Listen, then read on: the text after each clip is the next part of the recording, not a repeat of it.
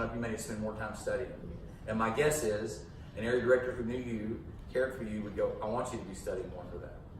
But I also want you doing this at the same time over here as that season enters and ramps up. So obviously you go to camp with your kids, you do camp follow-up, and it's going to be a young life with you. Yeah. How long are these retreats that they're required to go on? Is it a week? Dinner, no. Weekend? So it's dinner Friday Okay. to the morning of Sunday. And if somebody needs to leave, like they have church responsibilities on Saturday night, then they're free to do that. But you're required to be there basically dinner to post-dinner, dinner Friday to post-dinner Saturday. We've got those things as tight as we can get them to respect people's time. And the retreats are in Texas? No, No. your retreats would be right here. Okay, got it. Right. Anything in Texas? Only this year the orientation. Yeah, and this year has to be graduation, but we have to decide where graduation is next year. My vote is that we're in the Southeastern Division. That's my vote, so that everybody can see and be a part of that. And I have a pretty strong vote on that. So I think it's right here in Nashville, right? I'm good with that. If we've got a group of people doing it, we should do it. I think you were on the list. So in the beginning, obviously the vision, what were the challenges in the beginning, explaining it / selling it to people? It looks like it's something that kind of sells itself as it goes on, as it grows, but what were the hardest hurdles in getting people to kind of, essentially putting someone on student staff, maybe whether they're a student or not, Correct. so to speak? What were the hurdles? I'm sure you had a lot of people that wouldn't take you up on it, and you really wanted. The two biggest hurdles that we had was the program didn't have the structure that it has. Mm-hmm. Like the structure is really well spelled out, and I can give you a book of curriculum that you look at and you can file through. I can show you follow-up emails that our DFL coordinators send out to area directors and the communication there, and you're right with it. And so that didn't exist. Okay. It was an idea. And then the funding piece was the other thing that had to be overcome. Because at first we would stick it on areas, and the area director's like, I don't, you know that story, right? And the other part of the story is we had people early on, especially if an area was paying for it, that would go, okay, I've been trying to get in that middle school for 10 years. Let me know if you need any help. That's not the model. The thing I tell area directors all the time is, this isn't going to be less work for you. This is going to be more work for you, but it's going to be better, and you're going to reap the ministerial rewards of all of this, right? But you're going to have to walk with your person. Yes. So along the same lines of hurdles, you mentioned that your first year you didn't have any Latina volunteers. So where did you get your first? What's your name? Yasmin. It's a great question, Yasmin. I'm just going to tell you this, and yeah, I'll be careful of the language I use. It's not like bad language. It's just I don't want to be offensive language, but there is so much fertile ground in the places that we want to do ministry that we think that we don't have anybody to go do it, and we haven't worked the ground yet. Like my guess is, even as we just started tilling right here tonight, that there's people in this room who go, oh my gosh, I can't be there right now, but I know 10 people. I know 4 people, my cousin, my friend, the guy who does my hair, all these people, right, that you know would be great at this. And so that's just, these quality, called, gifted folks are everywhere. And we just haven't been looking with the right lenses. And this program has given us a way to do that, is my opinion. And not only has it done that, but it's shown us other gaps that we need to work on. And it's given opportunities for leadership through folks who never would have had it before. And it's allowed us to go, oh my gosh, I know 3 Latino folks in Dallas that we hired on full-time Young Life staff that we never would have hired without this going on. So to answer your question, once you're looking differently, it just changes the whole conversation. Yeah. I don't know how else to say it. How are you? It's a great question. And great answer. I don't know if I had the right answer. It's the only one I know. No, it's helpful. It's true. Yes, ma'am. How is it different from part-time staff as far as? It's different because there is an intentionality of the training that we do on this part, and the 2-year commitment, and the cultural overlay piece. And then what about cost though? I mean, as a part-time staff, how much do you make versus this? This pays a little bit more, Okay, and typically, part-time staff, Scott, you can answer this for sure. Typically, I would say most part-time staff are asked to fundraise all their salary. A good portion. And so we don't do any of that year one, and we have a minimal commitment year two. Yeah, so that's one of the differences. okay. But again, that's the discussion I was having with you earlier on Yeah. this being the most cost-effective way to reach communities that we're not reaching. Yeah, If we make a mistake, this is for staff folks. If we make a mistake, like we had 11 of these guys go, the picture just makes me really sad, and it cost us about $5,000. And if you go hire a grown-up in the business world, who probably was a teacher or in ministry, and you're not going to get rid of them after 2 years, they're not great, you invest in them more, it's probably a $250,000 investment and all kinds of relational equity, and if that fails, it sets an area back 5 or 10 years sometimes. And this deal is sad, but it's super cost-effective. And we just haven't had that very many times. Yes? So as a mentor, what do you require out of us to be? I don't know that I understand your question. Like, as far as you just said, you have to let somebody go, like you have to fire someone. Uh-huh. What did? He realized, what did that I'll tell you what do? it was. This was a specific one, this guy. Uh-huh. He wanted to do Capernaum ministry, which is young life for kids with special needs. And he just said, I can't do it. He also was kind of irresponsible, like he wouldn't show up to stuff on time. Which some of that's just coaching, right? Some of that, if you've never had expectations to be someplace on time, Exactly. you just go, we start things on time. And that's the expectation we have. And so he was bad at that, and he just said, I can't do this anymore. And I'd heard him say a couple different times, hey, I don't think I'm going to be back next year. And so I just met with him and said, hey, you're going to be back next year. Let's just call this good now. And he said, thank you. He was actually relieved that we let him go. So that's all it was. It wasn't, we had to get rid of so few people but it is hard. And I will just tell you, not everyone, but a lot of times if you haven't lived a life that has been able to overcome lots of obstacles before, right?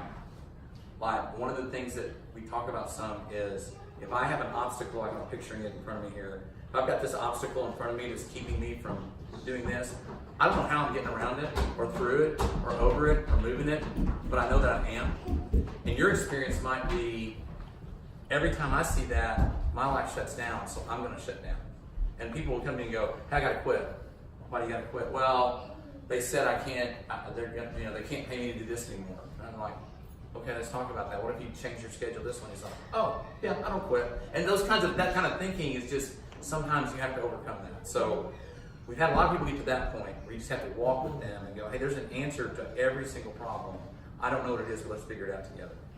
And the communication piece of that, right, is a big deal.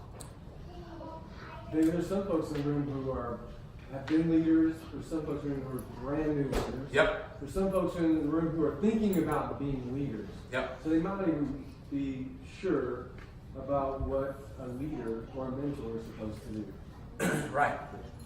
Thank you for that. I was getting to the spiritual part of it, so thank you. Hey, in all of this, here's this program thing. I want you to hear really clearly, there's a real deep spiritual aspect to this. On Young Life staff, we are about telling kids about Jesus, introducing them to the person of Jesus Christ, helping them grow in their faith. The guy who founded Young Life said, we're about Jesus, and that is it. And other things are really good and important, but if we ever quit being about Jesus, I'm out. That's what I'm about. And so you need to understand that. There is a faith and conduct policy in Young Life that you have to agree to. And it just says I'm going to live my lifestyle in a way that we think lines up with biblical standards. And so on top of that kind of lifestyle that we think is what God wants for us, we also would say you have to regularly be spending time in God's Word. So you need to be involved in a local community church. You need, as a Young Life leader, we would say we expect about 20 hours of work out of you. Most of that being either at contact work, doing contact work, at a Young Life Club or leading a small group of campaigners as your area director sees fit. And those are just some of the minimums. Just the date or anything that you think of that I'm leaving out of that for a Young Life leader to do. I mean, that's the point of what we're doing. Our whole point is to engage in relationship with high school, middle school, and college kids to introduce them to Jesus and help them grow in their faith. That's what we're about. That's who we are. Great question, David. Yeah. You kind of sold DFL as let's date Young Life, to see what we think about this on both sides. What's kind of if someone were considering going through the DFL program, what's the pre-date process look like? Good question. So Dave is going to contact everyone who is here and check with you and say, are you interested?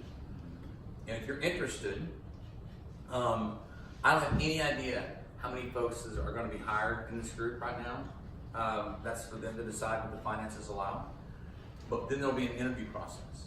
And we try and mirror the interview process to look as much like our Young Life staff interviews go. We have you fill out an application, you have to get a reference, all those things, and you have to fill out a little questionnaire form. And then one of the really cool things, you didn't ask this question, but then one of the really cool things is on our interview team, we now have DFL graduates who are part of that interview process too. So really, it's not just a pipeline to Young Life staff, it's a pipeline to future leadership in Young Life as well. And we're in the process, you didn't ask this question, of developing the next piece of the pipeline, which is like a pre-area director track for a year, where we identify folks that we say, we think you could be a great area director. Because that's another part of our Young Life staffing that we realize, oh my gosh, we don't have a bench of area directors ready to. What's that look like? I don't know yet. Okay. We're creating it right now. Yeah. Love to have your help. I'd imagine it's you're not going to college campus saying. No. What we're doing is we would say like one of these folks who comes out of the DFL program, they graduate, they go on staff, and we've seen some leadership ability in them, and we just pull them aside, and as they're doing leadership 1, leadership 2, we say, hey, we think this we're gonna develop this other little training piece so that you're ready. What does it look like for someone who, similar to your story, that someone's teaching, coaching, it's like, man, I want to go to Young Life staff. Is DFL for that type of person? It could be, but my sense is that I could not have taken that I already took a massive pay cut, right? Yeah. Even though I wasn't making a lot of money. I took a pay cut from going from coach just to teacher, and then from teacher to Young Life staff. Those are each 20% pay cuts. And so. But could the program be gone through as a teacher? So Oh, absolutely. If you had the bandwidth to do it, okay. which I think we now have an ability to say it's possible because of the Zoom call training stuff that we've been doing.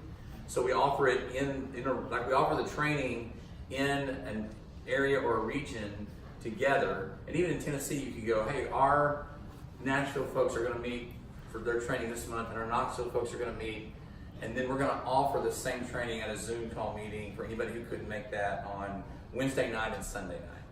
And that can even be siloed in the first semester for the Latino folks, the African American folks, Anglo folks, whatever. So we've tried to meet everyone's scheduling needs in that deal. I think it is possible to do that. I think a better fit would be someone who had a different kind of job, like if you were, like there's a guy in South Florida who is a hair guy. And so he has a little more freedom with his schedule, and he's great. And he's also not making the same kind of money. So the kick in of the part-time money is a bigger, more significant amount.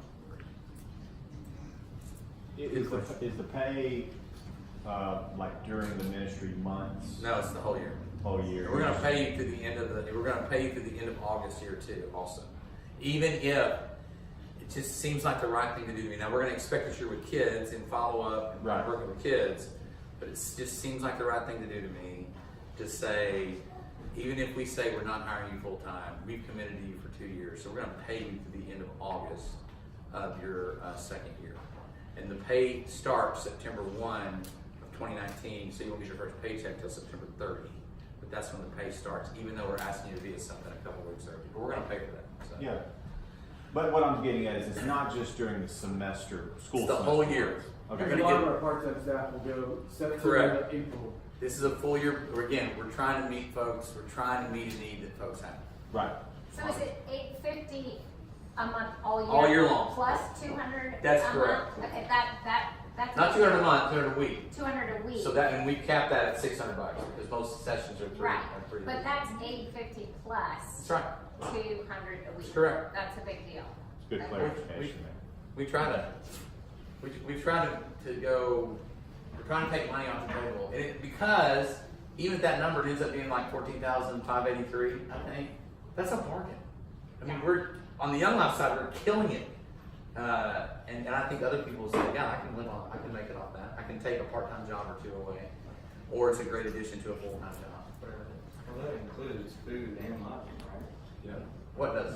At the Young Life camp? Yeah. Yeah, right. So you've got that taken care of for those 3 weeks as well. Good question. Do you require, I don't know this, but do all full-time staff have to have a college degree? No, they don't. They don't. It's not a requirement from Young Life. Now, it might be a requirement in your region, but it is not a Young Life national requirement because you have a college degree. What would an ideal size for a startup in, say, Nashville for you? My personal opinion is 4-ish, but whatever it is, I would never go I would never go with just one. I'll always go to, I think there's something biblical about Jesus sending them 2 by 2. I think there's something about having a partner in crime, you know, somebody you can commiserate with, you can team up with, you can work on assignments with. So like, let's just say that you had, if you only had one in Memphis, I'd really be looking for the second one really hard. I Right? see what you're saying. Yeah. But I also would say this, like in our minds, we've always said that 5 and 5 are full classes, like 5 Latinos, 5 African Americans.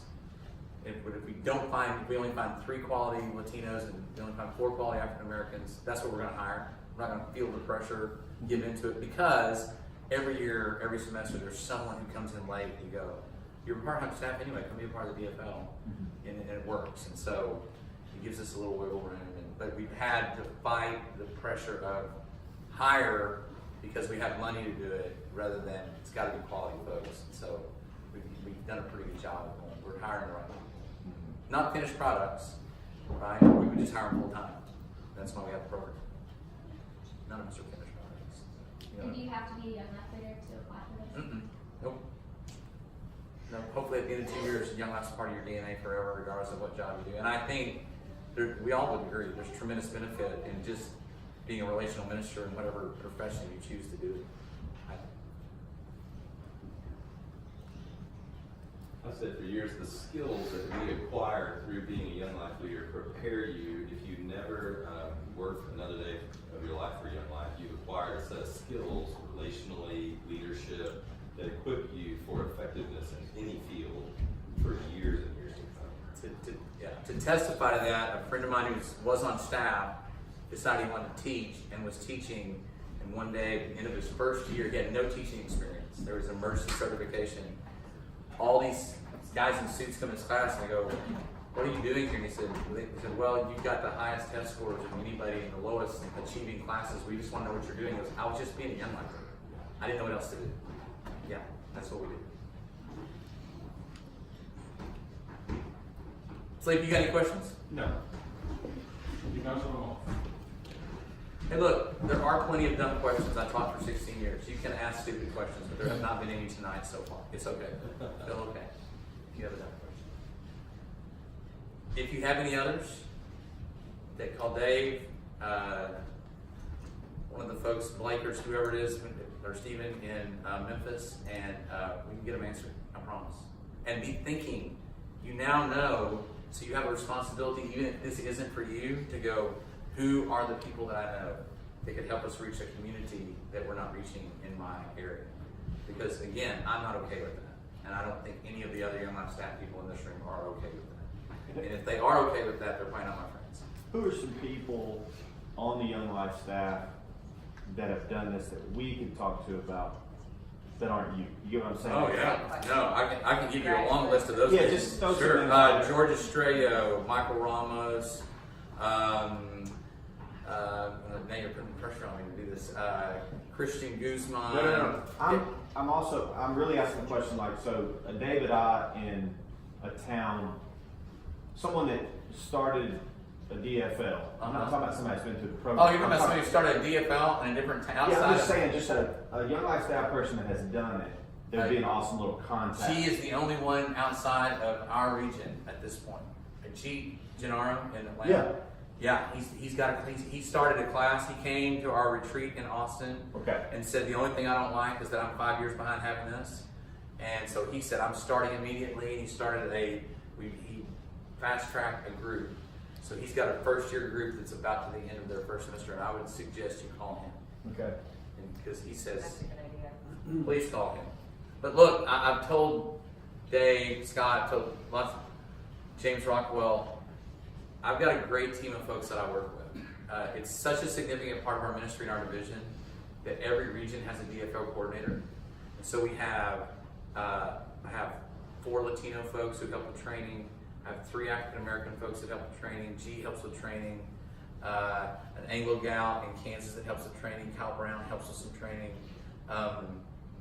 So we are committed to helping the Southeastern Division in that until you guys develop the folks around you that can help lead. We're in. We're not going to just drop you and go, see you later. We'll be flying out. Daryl Atwaters and I will fly somewhere. Lucho Yanka and Daryl and I flew to Kansas and led their retreat. We'll do the same thing here in October and help. And we can move the schedule can be moved to fit what fits each region. Like if you go, October's not a good fit, but mid-November is a great fit for it. We'll come in. We'll make it work. Kyle in Topeka. Yeah. Please call Kyle. Yeah. Call Kyle. Matt Shepard, Terrence Shepard. Call them. Corey Tennell of Link City would be a good call because they were late to the game. Okay. The whole Cimarron region is later to this game, so they might be great folks to call. I would encourage you to call all those folks. What about some of you that are current Young Life leaders? Do y'all have any questions? Well, what does the shift look like between because right now I'm in college and I work a part-time job. So what does that shift look like from just part-time? Can I ask you a personal question? Yes. Because we're going to ask you this. We get into personal finances where we really get personal and real with it. Yeah. How much do you make for your part-time job? $13 an hour. How much does that equal a month? Just guess. Maybe 600, 700. So you're literally the ideal person. So what we want to do is we want to pay you to be a Young Life leader more than you're making as a part-time job, and this become your part-time job, and you got to do that. It's perfect. Everyone doesn't follow that model. So we're going to pay you. Come on. To go be a Young Life leader that you're doing anyway? No brainer, right? Perfect. Yeah. So I'm on the same boat with her. Uh-huh. So his message is quick. Not yet. Hate to tell you don't have a job yet, but don't know if you know how the interview process works. Okay. No, look, and I will just tell you this: I don't live your life. Yeah. They don't live your life. You may want to keep a little side hustle over there. We've all got a little something that we do, whatever, right? Well, honestly, I can say so. Right now, I'm in Home Depot, but in a few months, I'm gonna be an LPN working. I don't know how that's gonna be for me. I don't either. So 3 to 4 days, is that okay? I think it would be Yes. something that we need to look at and talk about with your Yeah. area director, Okay. if and when that time And comes. is David our director? I don't know. You don't know that? I don't. Right there. We would have a See, I'm confused. Yeah. It's like, We're gonna why sit, do you lie? and look, this is gonna be, I will just encourage both of you girls who asked this question. Yeah. We have real talk in this. We sit down and we go over schedule. We have an hour by hour monthly schedule that we look at exactly what you're doing. And I'll offer you my schedule. And we're gonna look at your checkbook. And I'll look at your checkbook. And now look, I'm not gonna go share it with everyone, but we're doing it because we wanna help each other. Okay? Because we don't want you to live in debt. We want you to be able to go, wow, I can live on a Young Life salary because I don't have any debt. I'm not spending money I don't have to spend. And we did that training just last month. It was one of my favorite ones I've ever done, the personal financial thing. It was super powerful. And if I'd have had that when I was 21, holy cow, it wouldn't have taken me 40 years to get my finances straight. I didn't have anybody telling me anything. I was guessing. I think the question I hear you asking is, Young Life is not a job necessarily where you're going to clock in for a long stretch and clock out. So unlike a different part-time job where you might go at a certain time and then leave at a certain time, we would look at your schedule and go, all right, you've got this chunk here, this chunk here, this chunk here. Make sure you're doing Young Life in those chunks. You get what I'm saying? It's not necessarily Like a time frame. And another reason I can't answer the question is because there are some area directors that require office hours. I wasn't one of those guys, but some do, and they might have to work. If you had that, because I really want you, I need you in the office 2 hours a week, and I want those on the schedule, they might have to look different than the rest of the staff's hours. Another example that I would give you that we've had to work with and train area directors is to go, you can't expect people to be at your staff meeting. You need to adjust your staff meeting to include your whole staff and find a time that works for everyone. So that's another example of something that a good area director would do with you. Okay? It's a great question. You got anything? Best dressed man. I'm interpreting and I don't usually participate, or interpreters don't usually, but I'm also here as a participant and an interpreter. You are. You're dual rolling. So let me ask you this. How would subcultures work? Like deaf culture is a minority. Absolutely. It's a subculture. So would that culture then fit into, say, your Latino, African American, and Anglo? They would fit into that other subculture in which they would fit? You're actually getting really close to one of the questions we're trying to answer now, which is, what do we do with mixed ethnicity people, and how do they identify in that, and that whole, we don't have that developed yet, but we're just trying to, I can't wait to figure out how we do that, because my guess would be, we figured a bunch of it out, it'll follow the same models, there are experts, and we will consult with them and develop a training program to help. Pam Harmon, who is Capernaum, which I know this is not part of Capernaum, was super excited to talk about this ministry, and when I told her we had someone who was doing Young Life with folks back here in Nashville. Yeah. Deaf folks. But else? That's all I got. You want to pray something? Yeah. Thanks, man. Last chance. What's your go-to story? If somebody says DFL, one person, tell us about it. What's your go-to? My one go-to, I would probably be that slide, but Your airplane story. Tell me about a guy or girl. my airplane story would be Michael Ramos in Fort Worth. He was at Carter Riverside High School, which is the second high school that Jim Rayburn went to, which is 97% Latino. He graduated from Carter Riverside High School, and then went to college, worked in the family business for a little while, got in the DFL. He's now leading that club as the area director of that part of Fort Worth, and they've got a vibrant 100 kids to camp, almost all Latino kids. And he would say, I am a Fort Worth guy, and I do ministry with Fort Worth kids. He's been given the fertile ground to do that on, and he has thrived in ministry. That'd probably be it. But I've got 9 million of those. They're so good. So good. Yeah, thanks for asking that. Scott from the region, any question that we haven't asked that probably should be asked?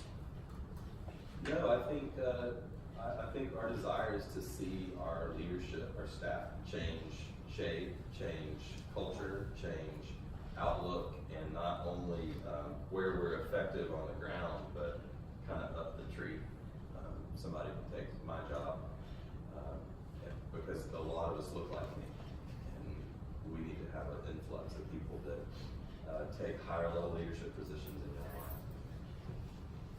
So we think that people that will be in the room like this, people that will be in the DFL program and graduate and continue on, and there's a very right verticality to what we're trying to do. Absolutely. We're looking for people to fill key roles in the next 4 to 6 years.